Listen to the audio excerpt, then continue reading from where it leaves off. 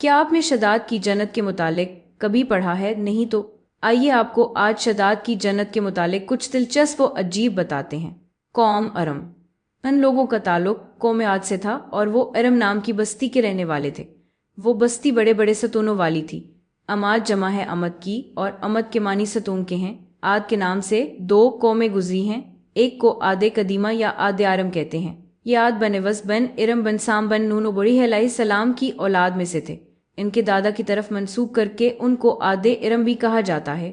اپنے شہر کا نام بھی انہوں نے اپنے دادا کے نام پر رکھا تھا۔ ان کا وطن عدن سے متصل تھا۔ ان کی طرف حضرت پیشودال علیہ السلام مبعوث کیے گئے تھے، لیکن قوم عاد کی بدعمالیوں کے سبب جب انہیں تباہ کر دیا گیا تو حضرت پیشودال علیہ السلام حضر موت کی طرف مراجعت کر گئے۔ ان کی رہائش کاف کے علاقے میں تھے۔ حضرت پیشودال علیہ السلام کی وفات یہیں پر ہوئی۔ کاف میں بسنے والی اس قوم نے بہت ترقی کی۔ اللہ تعالیٰ نے اس قوم کو غیر معمولی قد و قامت اور قوت عطا فرمائی تھی۔ ان میں ہر شخص کا قد کم از کم 12 گز کا ہوتا تھا۔ طاقت کا یہ حال تھا کہ بڑے سے بڑا پتھر جس کو کئی آدمی مل کر بھی نہ اٹھا سکیں، ان کا ایک آدمی ایک ہاتھ سے اٹھا کر پھینک دیتا تھا۔ یہ لوگ طاقت و قوت کے بل بوتے پر پورے یمن پر قابض ہو گئے۔ دو بادشاہ خاص طور پر ان میں بہت جا جلال والے ہوئے۔ وہ دونوں بھائی تھے۔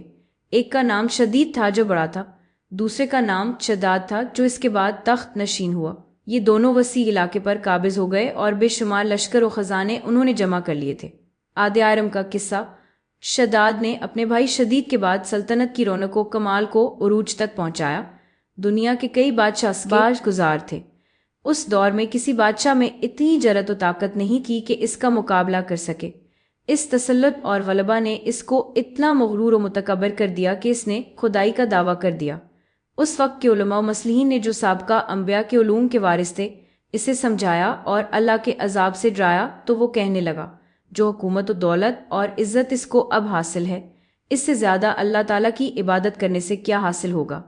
جو کوئی کسی کی خدمت و اطاعت کرتا ہے یا تو عزت و منصب کی ترقی کے لیے کرتا ہے یا دولت کے لیے کرتا ہے، مجھے تو یہ سب کچھ حاصل ہے، مجھے کیا ضرورت کہ میں کسی کی عبادت کروں؟ حضرت پیشودال علیہ السلام نے بھی اسے سمجھانے کی کوشش کی، لیکن بے سود۔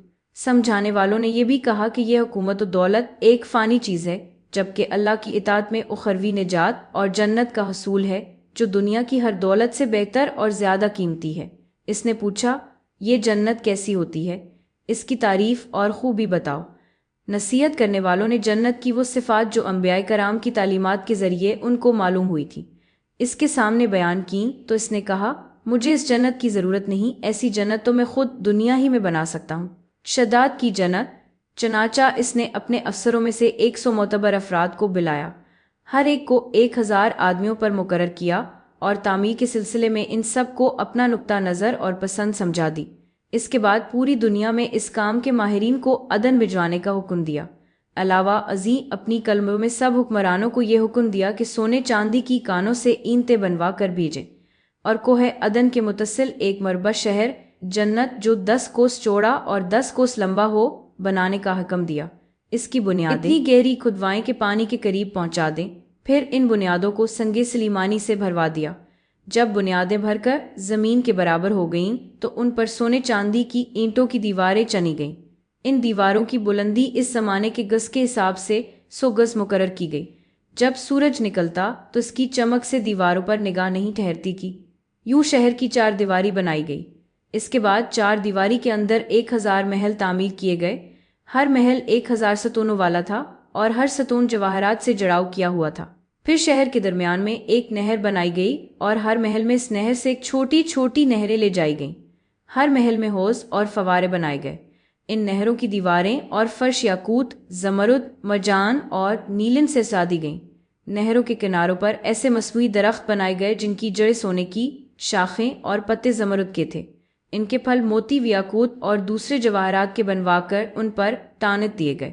شہر کی دکانوں اور دیواروں کو مشک و زعفران اور عنبر و گلاب سے سیکل کیا گیا۔ یاقوت و جواہرات کے خوبصورت پرندے چاندی کی اینٹوں پر بنوائے گئے جن پر پہرے دار اپنی اپنی باری پر آ کر پہرے کے لیے بیٹھتے تھے۔ جب تعمیر مکمل ہو گئی تو حکم دیا کہ سارے شہر میں ریشم و زردوزی کے قالین بچھا دیے جائیں۔ پھر نہروں میں سے کسی کے اندر میٹھا پانی، کسی میں شراب، کسی میں دودھ اور کسی میں شہد و شربت جاری کر دیا گیا۔ بازاروں اور دکانوں کو کمخواب و ضربفت کے پردوں سے آراستہ کر دیا گیا، اور ہر پیشہ و ہنر والے کو حکم ہوا کہ اپنے اپنے کاموں میں مشغول ہو جائیں، اور یہ کہ اس شہر کے تمام باسیوں کے لیے ہر وقت ہر نوع قسم کے پھل میوے پہنچا کرے۔ 12 سال کی مدت میں یہ شہر جب اس سجاوٹ کے ساتھ تیار ہو گیا تو تمام امراء اور کان زیر دولت کو حکم دیا کہ سب اسی میں آباد ہو جائیں۔ پھر شداد خود اپنے لاؤ لشکر کے ہمراہ انتہائی تکبر اور غرور کے ساتھ اس شہر کی طرف روانہ ہوا۔ بعض علماء و مصلحین کو بھی ساتھ لیا اور راستے بھر ان سے کٹھا و تمسخر کرتے ہوئے ان سے کہتا رہا، ایسی جنت کے لیے تم مجھے کسی اور کے آگے جھکنے اور ذلیل ہونے کا کہہ رہے تھے، میری قدرت و دولت تم نے دیکھ لی۔ جب قریب پہنچا تو تمام شہر والے اس کے استقبال کے لیے شہر کے دروازے کے باہر آ گئے اور اس پر زر و جواہر نچھاور کرنے لگے۔ اسی ناز و ادا سے چلتے ہوئے جب شہر کے دروازے پر پہنچا تو روایت ہے کہ ابھی اس نے گھوڑے کی رکاب سے ایک پاؤں نکال کر دروازے کی چوکھٹ پر رکھا ہی تھا کہ اس نے وہاں پہلے سے ایک اجنبی شخص کو کھڑے ہوئے دیکھا۔ اس نے پوچھا، تو کون ہے؟ اس نے کہا، میں ملک الموت ہوں۔ پوچھا، کیوں آئے ہو؟ اس نے کہا، تیری جان لینے۔ شداد نے کہا، مجھ کو اتنی مہلت دے کہ میں اپنی بنائی ہوئی جنت کو دیکھ لوں۔ جواب ملا، مجھ کو حکم نہیں۔ کہا، چلو اس قدر ہی فرصت دے دو کہ گھوڑے پر سے اتر آؤں۔ جواب ملا، اس کی بھی اجازت نہیں۔ چنانچہ ابھی شداد کا ایک پاؤں رکاب میں اور دوسرا چوکھٹ پر ہی تھا کہ ملک الموت نے اس کی روح قبض کر لی۔ پھر حضرت جبرائیل نے بڑے زور سے ایک ہولناک چیخ ماری کہ اسی وقت تمام شہر ماں اپنی عالی شان سجاوٹوں کے ایسا زمین میں سمایا کہ اس کا نام و نشان تک باقی نہ رہا۔ قرآن پاک میں اس کا ذکر اس طرح ہوا ہے۔ ترجمہ، وہ جو ارم تھے بڑے ستونوں والے اور شہروں سے اس کے مانند کوئی شہر شاندار نہ تھا۔ پارہ 30 سورۃ فجر آیت 7۔ شداد اور اس کی جنت کا انجام۔ معتبر تفاسیر میں لکھا ہے کہ بادشاہ اور اس کے لشکر کے ہلاک ہو جانے کے بعد وہ شہر بھی لوگوں کی نگاہوں سے اوجھل کر دیا گیا، مگر کبھی کبھی رات کے وقت عدن اور اس کے ارد گرد کے لوگوں کو اس کی کچھ روشنی اور جھلک نظر آ جاتی ہے۔ یہ روشنی اس شہر کی دیواروں کی ہوتی تھی۔ حضرت عین بدال الف لام لام رضی اللہ عنہ بن کلابہ جو صحابی ہیں، اتفاق سے ادھر کو چلے گئے۔ اچانک آپ کا ایک اونٹ بھاگ گیا۔ آپ اس کو تلاش کرتے کرتے اس شہر کے پاس پہنچ گئے۔ جب اس کے مناروں اور دیواروں پر نظر پڑی تو آپ بے ہوش ہو کر گر پڑے۔ جب ہوش آیا تو سوچنے لگے کہ اس شہر کی صورتحال تو ویسی ہی نظر آتی ہے جیسی نبی کافرتی امین صلی اللہ علیہ وسلم صلی اللہ علیہ وسلم نے ہم سے شداد کی جنت کے بارے میں بیان فرمائی تھی۔ یہ میں خواب دیکھ رہا ہوں یا اس کا کسی حقیقت سے بھی کوئی تعلق ہے؟ اسی کیفیت میں اٹھ کر وہ شہر کے اندر گئے۔